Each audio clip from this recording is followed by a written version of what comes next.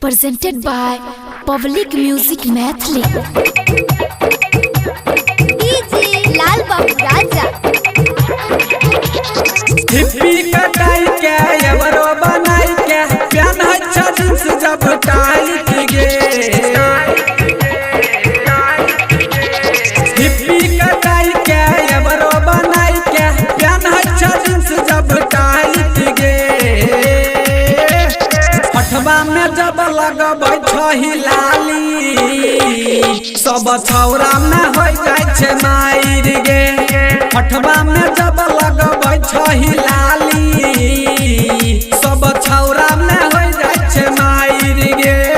DJ लाल बाबू राजा mix by Bipin दीवाना Samastipur presented by Public Music Mathli.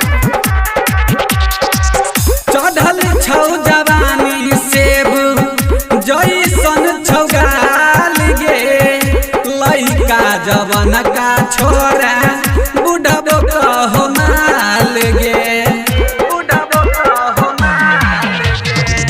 चढ़ल छौ जवानी सेब जैसन छौगाल गे लइका जवन का छोरा बुढ़बो कहो माल गे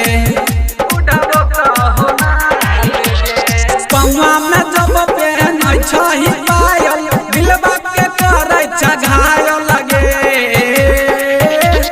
हठवा में जब लगबै छही लाली सब छौरा में हो जाय छे माइर गे हठवा में जब लगबै छही लाली सब छौरा में हो जाय छे माइर गे। DJ लाल बाबू राजा Samastipur presented by Public Music Mathli. सोलह के उमिरिया छौरी करै छै गुमान गे बिटू बिजहिया छौरा पर दै छै ध्यान गे सोलह के उमिरिया छौरी करै छै गुमान गे मनीष सचनामा छौरा पर दै छै ध्यान गे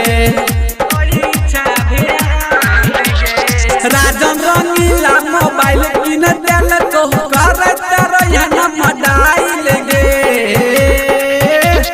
हठवा में जब लगबै छही लाली सब छौरा में हो जाय छे माइर गे हठवा में जब लगबै छही लाली सब छौरा में हो जाय छे माइर गे।